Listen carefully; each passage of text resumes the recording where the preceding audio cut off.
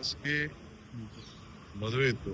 ಅಲ್ಲ ಸರ್ ನನ್ನ friend Poona friend Vilasrao Deshmukh ಶಿಷ್ಯ ಬಂದಿದ್ದೆ. ಇವತ್ತು ಅಸ್ಸಾಂ ಅಧ್ಯಕ್ಷರು ಇವತ್ತೆಲ್ಲ ಏನೋ ಮೀಟಿಂಗ್ ಇದೆ.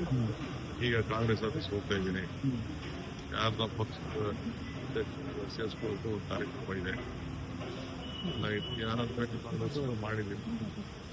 ಬಂದ್ಮೇಲೆ ಕೆಲವು ಕೆಲಸ ಮಾಡ್ಬೇಕಲ್ಲ. ಸರ್ ಕೆಪಿಸಿಸಿ ಅಧ್ಯಕ್ಷರಾಗಿ ಹೌದು, ನಾಳೆ 6 ವರ್ಷ ಆಗಿದೆ. ಅದು ಪ್ರಯುಕ್ತ ನಮ್ಮೆಲ್ಲ MLAಗಳು ಯಾರು ಗೆದ್ದಿದ್ದಾರೆ, MLCಗಳು ಅವ್ರಿಗೆಲ್ಲ ಊಟ ಕೊಡ್ತಾ ಇದ್ದೀನಿ. ಅದಾದ್ಮೇಲೆ ನೆಕ್ಸ್ಟ್ ಇನ್ನೊಂದು ದಿನ ನಮ್ಮ ಡೆಪ್ಯೂಟಿ ಕ್ಯಾಂಡಿಡೇಟ್ಸು ಮತ್ತು ನಮ್ಮ ಜಿಲ್ಲಾ ಕಾಂಗ್ರೆಸ್ ಅವ್ರಿಗೆ, ಬ್ಲಾಕ್ ಕಾಂಗ್ರೆಸ್ ಅಧ್ಯಕ್ಷರು ಅವ್ರಿಗೆಲ್ಲ ಒಂದು ಕಾರ್ಯಕ್ರಮ ಮಾಡ್ತಾ ಇದ್ದೀನಿ.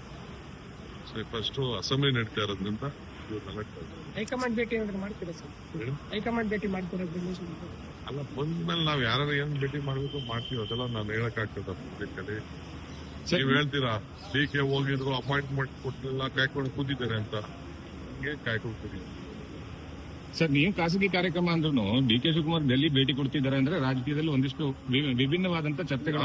ವಿಭಿನ್ನ ಚರ್ಚೆನೂ ಬೇಡ. ನಾಳೆಲ್ಲ ಊಟ ಇದೆ, ಆಯ್ತಾ? ನಾಳೆದು CLP ಇದೆ.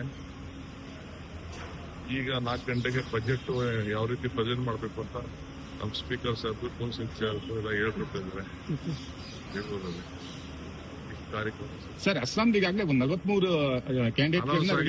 ಇವತ್ತು ಇನ್ನೊಂದು ಸ್ಕ್ರೀನಿಂಗ್ ಕಮಿಟಿ ಇದೆ. ಈಗ ತಾವು ಸ್ಕ್ರೀನಿಂಗ್ ಕಮಿಟಿ ಸಭೆಗೆ ಹೋಗ್ತಾರೆ? ನಾನು ಸ್ಕ್ರೀನಿಂಗ್ ಕಮಿಟಿ ಆನಿಲ್ಲ. ಸ್ಕ್ರೀನಿಂಗ್ ಕಮಿಟಿ ಆನಿಲ್ಲ. ಅದು ನಮ್ಮ ಜವಾಬ್ದಾರಿನೇ ಬೇರೆ. ಓಕೆ.